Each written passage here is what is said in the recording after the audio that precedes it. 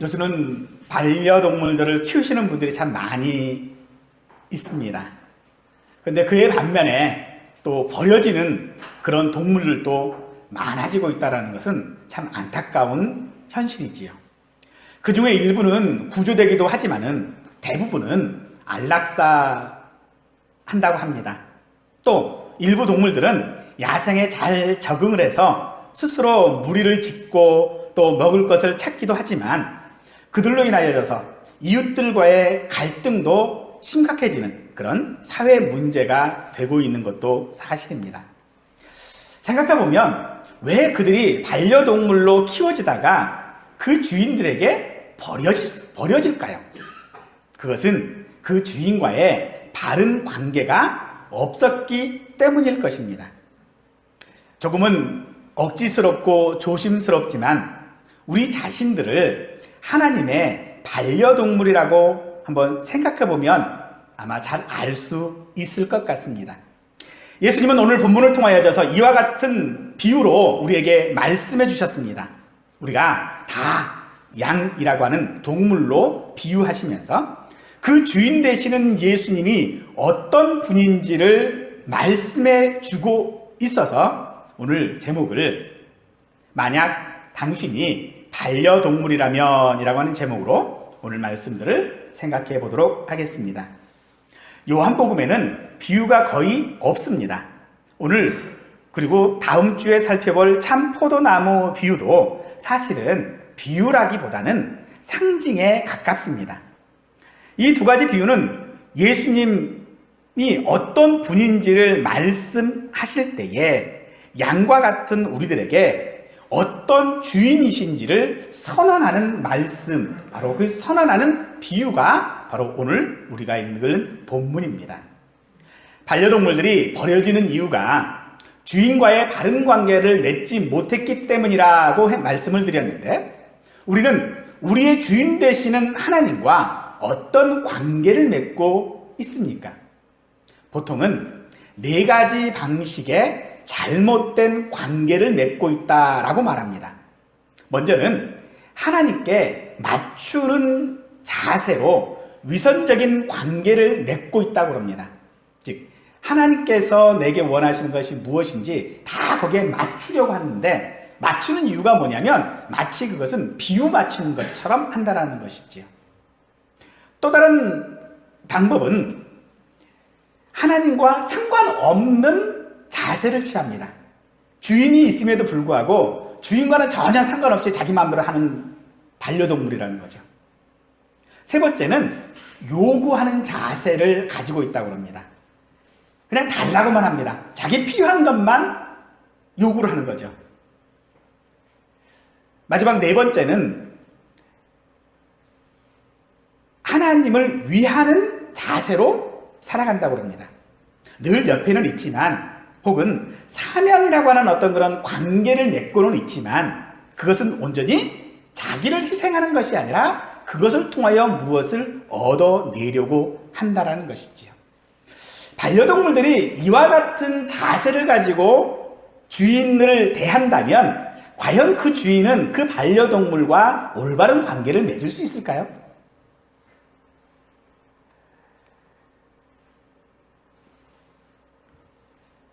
하지만 이와 같은 관계들은 바른 것이 아닙니다.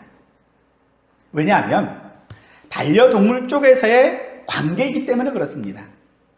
즉 주인이 반려동물과 어떤 관계를 맺고 있는가가 더 중요하지, 반려동물이 주인과의 관계를 어떻게 생각하느냐가 더 중요한 것이 아니라는 것이죠. 문제는 주인이 자기의 그 반려동물을 어떻게 생각하느냐는 것이죠. 그저 한때 가지고 놀 귀염둥이 정도로 생각하면 병들었을 때는 언제든지 아마도 버릴 수 있겠죠. 그런데 가족이라고 생각을 한다면, 내 자식이라고 생각한다면 그가 병들었다고 내어버리지는 않을 겁니다. 여름 휴가철에 불편하다고 내어버리지는 않을 것입니다.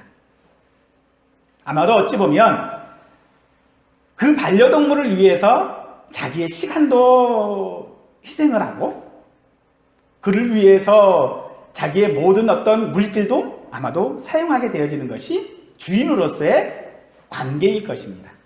그러므로 오늘 우리가 내가 하나님의 반려동물이라면 우리가 하나님과 어떤 관계를 맺고 있느냐가 중요한 것이 아니라 하나님이 나와 어떤 관계를 맺고 있느냐가 더 중요하다면 그 선언을 나는 너와 이런 관계를 맺고 있다라고 그 선언을 하시는 것이 오늘 우리가 읽은 본문의 말씀인 것입니다.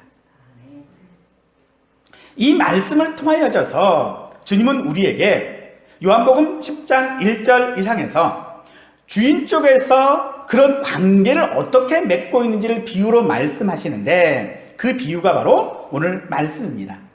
그가 자기 양의 이름을 각각 불러 인도하신다라고 말씀하고 있는데 오늘 우리말 성경에서는 생략된 단어가 하나가 있어요. 그게 뭐냐면 큰 소리로라고 하는 겁니다.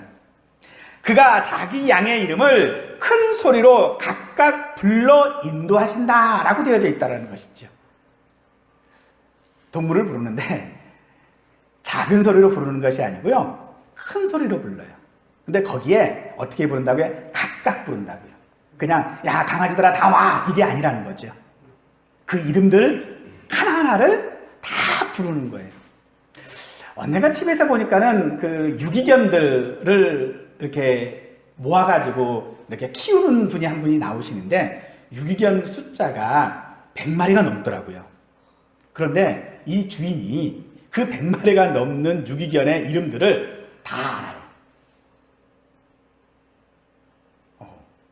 사람 이름도 그렇게 알기는 어려울 것 같은데 어쨌든 다 알더라고요. 왜 알까요?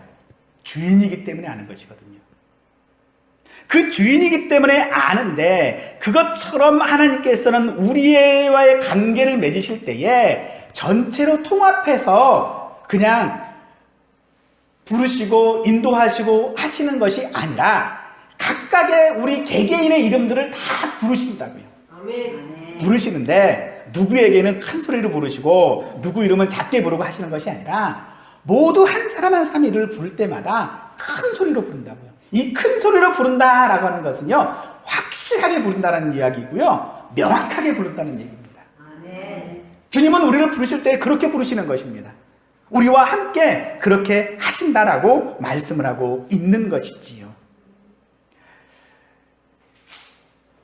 그래서 그렇게 인도하실 때에 우리가 처한 각각의 현실들을 아시고 해결할 문제들을 해결하여 주시고 또 우리 내면에 가지고 있는 어떤 고민들과 같은 일체의 모든 것들을 완전하게 아실 뿐만 아니라 적절한 방법으로 인도하신다라는 것이지요. 아멘. 주인이 그 반려동물의 이름들을 각각 알고 있다라고 하는 이야기는 그들의 형편도 알고 있다라는 것입니다. 건강 상태도 알고 있고요. 무엇을 잘 먹는지도 알고 있고요. 또 어떤 것을 좋아하는지도 알고 있습니다.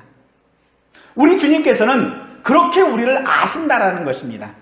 내게 필요한 것이 무엇이고 내 형편이 어떻게 되어져 있고 내가 무엇을 원하는지 아실 뿐만 아니라 또한 당연히 주인이기 때문에 그 필요들도 채워주시겠다라고도 말씀하고 있는 것입니다.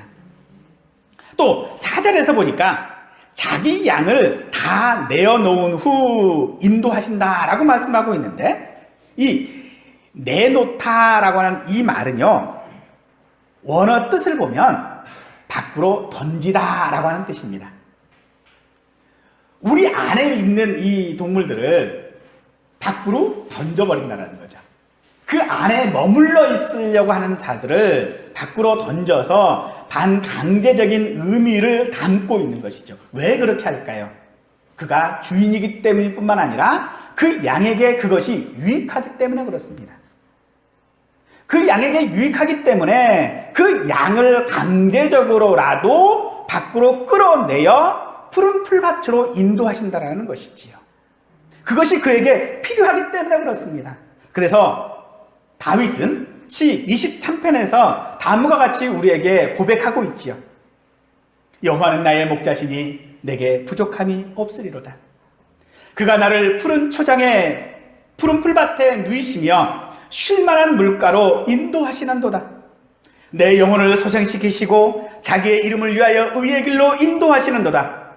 내가 사망의 음침한 골짜기로 다닐지라도 해를 두려워하지 않을 것은 주께서 나와 함께 하심이라.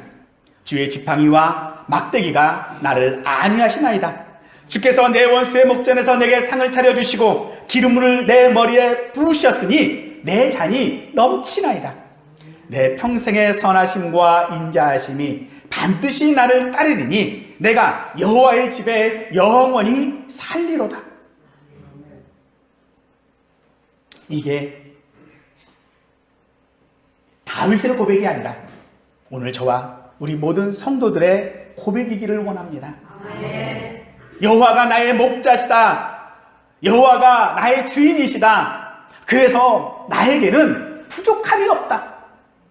하지만 안타깝게도 이사야 선지자는 그런 고백을 해야 할 우리들에게 대하여져서 뭐라고 말씀하시고 있냐 봤더니 우리는 다 양 같아서 그릇 행하여 각기 제 길로 갔다라고 말하고 있습니다. 우리는 정말로 양이기 때문에 목자가 필요합니다. 목자의 돌보심이 없이는 우리 마음대로 무엇을 하지 못하고 살아가지 못하는 것이 우리는 양입니다. 그렇기 때문에 우리는 부족한 것 투성이고 또 그로 말미암아 쉴만한 물가로 인도받지도 못할 것입니다.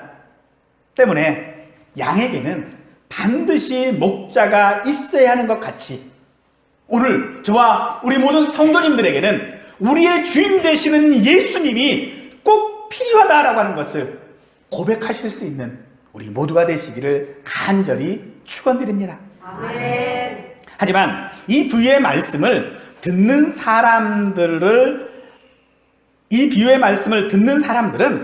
알아듣지를 못했습니다. 그래서 예수님께서는 직접적인 상징들을 사용하셔서 예수님만이 우리의 주인이시고 목자라고 하는 것을 강조하셨습니다. 그것이 바로 오늘 말씀에 가지고 있는 나는 무엇이다 라고 하는 말씀들입니다. 이것을 에고에이미라고 이야기를 하는데요. 신학자들은 이것을 예수님의 자기 선언이라고 합니다. 근데 이 말씀을 저는 신학교에서요 얼마나 많이 들었는지 몰라요. 얼마나 많이 들었던지 마치 그 남자분들 군대 갔다 오면은 군번을 기억을 하시거든요. 근데 이 군번을 언제까지 기억하시는가 봤더니요, 끝까지 기억하세요. 왜 그러냐면 너무 자주 외우거든요. 계속해서 외우다 보니까 잘 이해되는 것처럼 이 에고에이미라고 하는 말도 저에게는 너무나도 익숙한 말이에요. 뭐예요?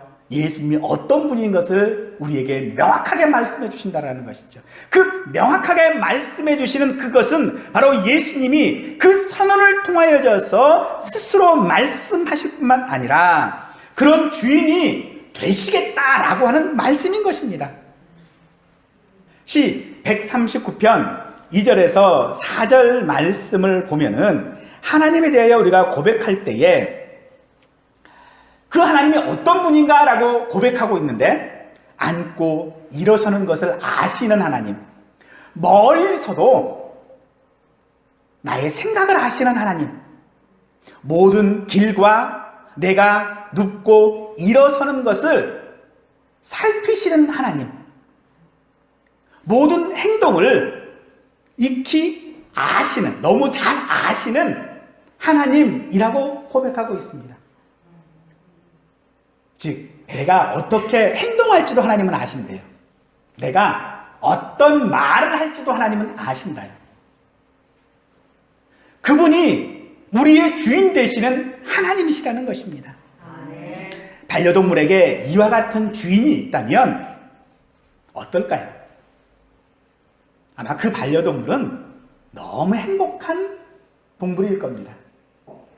그 반려동물이 행동하는 것들, 그 반려동물에 필요한 것들, 생각하는 것들, 앉고 일어서는 것들, 눕고 일어나는 것들 다 아신다면 얼마나 좋겠습니까? 그런데 그 하나님이, 그렇게 하시는 하나님이 바로 우리의 주인 되시는 하나님이라고 말씀하고 있다는 것입니다. 그렇기 때문에 우리의 삶이 다윗과 같은 고백이 되어질 수밖에 없는 것을 저는 확신합니다. 그런데 오늘 본문은 예수님이 그런 정도의 주인이 아니라고 합니다. 오히려 훨씬 더 뛰어넘는 주인이라고 말합니다. 정말로 잘 알고 잘 돌보고 사랑해주고 하는 그런 주인 정도의 주인이 아니라 그런 주인들과는 차원이 다른 주인이다라고 말씀을 하고 계시는데 그 첫 번째가 뭐라고 말씀하시냐 봤더니 내가 문이니라고 말씀하십니다. 문이라고 하는 것은 말 그대로 출입문이지요. 이 출입문은 유일한 출입문입니다. 누구에게 가는? 양에게 가는 유일한 출입문입니다. 양에게 가는 그 길 하나뿐이라는 것입니다. 즉 예수님은 우리가 예수님을 만날 수 있는, 하나님을 만날 수 있는 유일한 문이다라고 말하고 있는 것이지요. 그 주인 되시는 예수님을 통하여져서 우리는 모든 풍성한 것들을 얻게 되어진다는 것입니다. 오늘 나가며 들어가며 꼴을 넣었을 뿐만 아니라 풍성한 생명까지 우리가 얻게 되어진다라고 말씀하고 계시지요. 이게 우리의 모습일 것입니다. 주님은 우리의 문이 되어주십니다. 아니, 우리에게 올 수 있는, 다가올 수 있는 유일한 방법이라는 겁니다. 이 방법에는 다른 방법이 없다라는 것이지요. 이 이야기를 조금 더 우리 입장에 보면 우리의 주인 되시는 하나님은 한 분뿐이라는 겁니다. 그분뿐이라는 겁니다. 다른 주인이 우리에게 있을 수 없다는 겁니다. 그런데 우리는 어떻게 하고 있어요? 다른 주인을 찾고 있지요.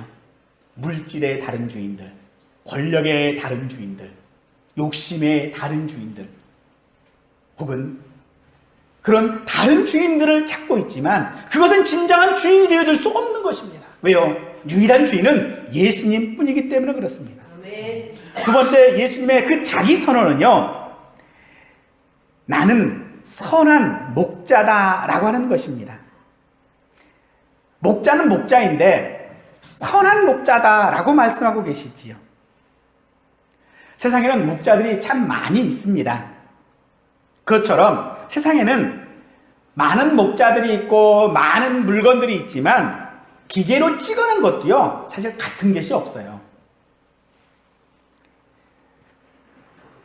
이 목자들이 하는 일들은요, 거의 같습니다. 비슷합니다. 다. 또 당시에 이 목자들은 이 목축업을 할 때는요, 그냥 자기 양만 이렇게 돌보고 하는 그런 게 아니라 공동 육아처럼 공동 목축을 했어요. 그래서 그 마을에 있는 양들을 다 한꺼번에 모아다가 한 사람이 혹은 두 사람이 이렇게 그 양을 돌보고 치우고 해요. 그러다가 그 양의 진짜 주인들이 올 때에 그 양을 내어줍니다. 때로는 그 양을 돌볼 수 있도록 혹은 뭐 털을 깎게 하거나 뭐 하는 것들을 통하여져서 이렇게 내어놓는 일들을 하거든요.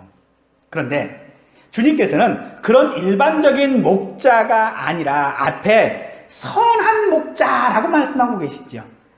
선하다라고 하는 것이 무엇일까요?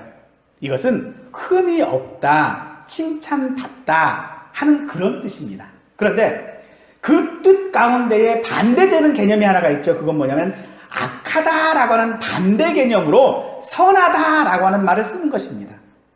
그럼 반드시 뭐가 있다는 얘기입니까? 선한 것 반대편에는 악한 게 있다는 것이지요. 악한 게 있다는 게 무엇입니까? 흠이 있는 것이고요. 칭찬받지 못한다는 것입니다. 그것은 무엇입니까? 목자는 목자되 올바른 목자가 아니고 어떤 목자요? 싹군 목자라는 거죠. 싹군이라고 이야기하는 것은 돈 받는 목자라는 겁니다. 나쁜 뜻에서의 싹군이 아니에요. 돈 받고 자기의 일을 하는 거예요.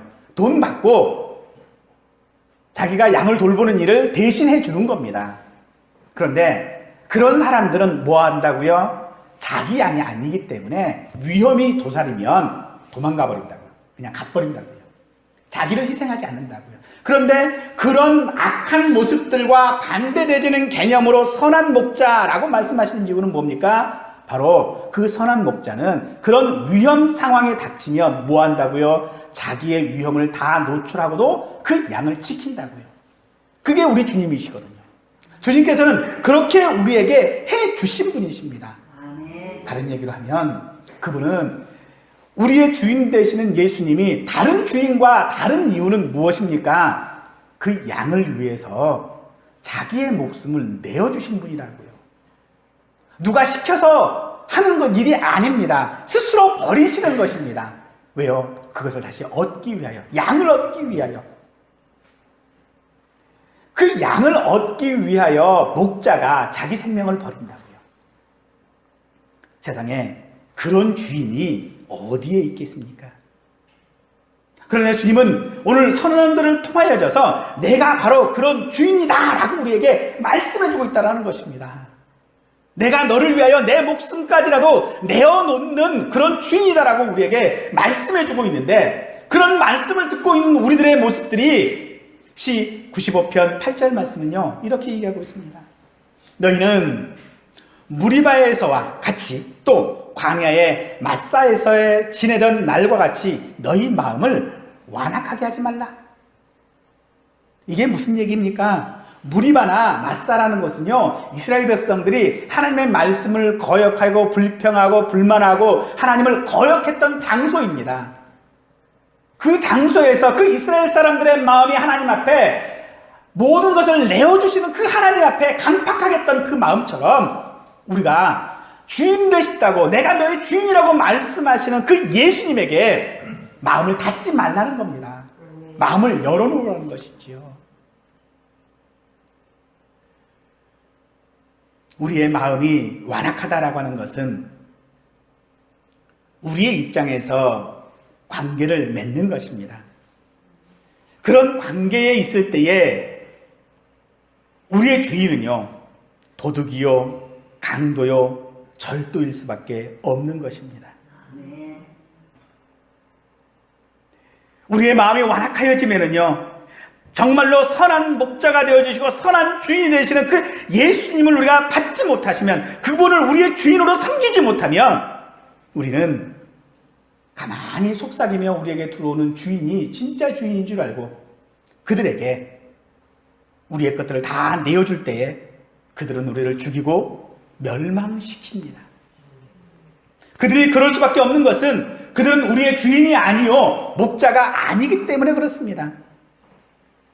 그래서 로마서 16장 18절 말씀에는 이와 같은 자들을 우리 주 그리스도를 섬기지 아니하고 다만 자기들의 배만 섬기느니라. 교활한 말과 아첨하는 말로 순진한 자들의 마음을 미혹한다라고 말씀하고 있지요. 진짜 우리의 주인이 아니라면 바로 그런 주인들은 이렇게 우리를 미혹하는 것입니다. 그래서 우리의 모든 것들을요 다 뽑아버려요. 이 땅에 이단들이 참 많지요. 근데 이단들의 특징이 돈이 많아요. 얼마나 돈이 많은지 모릅니다. 근데 그 돈 다 어디서 나왔을까요? 어디서 나왔을 것 같습니까? 자기들이 뭘 해서 벌었을까요? 아니면 처음부터 그렇게 돈이 많았을까요? 아니요, 그렇지 않습니다. 다 누구에게서? 그 교회 사람들로부터 다 소위 헌신이라고 하는 것을 가장한 갈취인 거죠. 그들이 그렇게 한 이유가 뭡니까? 그들은 진짜 주인이 아니기 때문에 그렇습니다. 오히려 진짜 주인은 어떻게 한다고요? 자기 것을 다 내어준다고요. 다 내어준다고요. 자기 있는 것들을요 다 내어줘요. 잠자리도 내어주고요, 먹을 것도 내어주고요, 물질도 다 내어줘요. 그래서 반려동물 하나 키우려면 뭐 아이 하나 키우는 것보다도 힘들다라고도 이야기를 하지요. 다 내어놓거든요. 우리 주변에 반려동물을 정말로 사랑해서 잘 키우시는 분들을 한번 봐보세요. 어떤가? 정말로요, 다 내어놓아요. 그냥 뭐 음식 먹을 때도요, 자기 입에 한 번 들어가고 강아지 한 번 주고, 같은 숟갈 가지고 강아지 먹여주고 자기 먹고, 그러나요? 같은 침대 해가지고 같은 이불 덮고 그러고서 주무시는 분도 계시고요. 심지어 이렇게 많은 유기견들 같은 돌보시는 분들 보니까 그분들은요, 잠자리까지 다 내어주고, 다 좋은 자리에 다 내어주고, 자기는 쪽방에 앉아가지고 구석에서 자더라고요. 그들이 그렇게 하는 이유가 뭐지요? 주인이기 때문에 그렇거든요. 그런 주인은 단순한 주인이 아닙니다. 그런데 우리 하나님께서, 우리 예수님께서 우리의 주인 되실 때에 그런 주인이라고요. 그렇게 우리에게 다 내어주시겠다고요. 그래서 우리가 그런 것들을 풍성한 삶 가운데, 우리의 삶 가운데 주인 되신 것을 분명하게 내어놓으실 때에 주님은 그 모든 것들을요, 값 없이 주시는 분입니다. 우리에게 무엇을 요구하지 않습니다. 사실 이 땅에서의 우리가 반려견들을 키워보면 뭔가 와야 돼요. 그냥 무조건 희생하는 게 아니고, 희생을 했을 때에 그들의 이름을 각각 이렇게 불렀을 때에 와야지. 이름을 부르는데도 안 오면 안 이뻐하거든요. 이름을 불렀을 때 오고, 밖에 나갔다가 들어올 때 반겨주고, 뭐 이렇게 하니까 사랑해주고 같이 이렇게 살 수 있는 것이거든요. 그런데 안 한다고 해보십시다. 어떨까요? 정이 갈까요? 정이 잘 안 갈 것 같아요. 하나님 입장에서도 마찬가지 아닐까요? 오늘 우리가 하나님 앞에 어떤 반려동물로 있기를 원하십니까? 그런데 우리 하나님은요, 우리의 그런 상태와 상관이 없어요. 이름을 불러도 들은 척도 안 해도요, 계속 우리의 이름을 부르셔요. 우리가 하나님 앞에 맨날 달라고만 하고 불평하고 불만하고 해도요, 하나님은 그거 다 채워주시면서 그래, 내가 너를 사랑한다라고 다 내어주신 분이시라고요. 그게 우리 하나님이시고 우리 주님이시라는 것입니다. 그렇게 우리에게 풍성하게 해주시는 분이 바로 우리 하나님이신 것입니다. 그래서 빌립보서 4장 19절 말씀은 우리에게 그 하나님께서 어떤 하나님이셨는지를 우리 입장에서 이렇게 고백합니다. 나의 하나님이 그리스도 예수 안에서 영광 가운데에 그 풍성한 대로 너희 모든 쓸 것을 채우느니라. 주님께서 우리의 쓸 것들을 채워주신다고요. 왜요? 왜 채워주십니까? 우리의 주인 되시기 때문에 그렇습니다. 사랑하는 성도 여러분, 이 고백을 저와 우리 모든 성도님들이 함께 하실 수 있기를 바랍니다.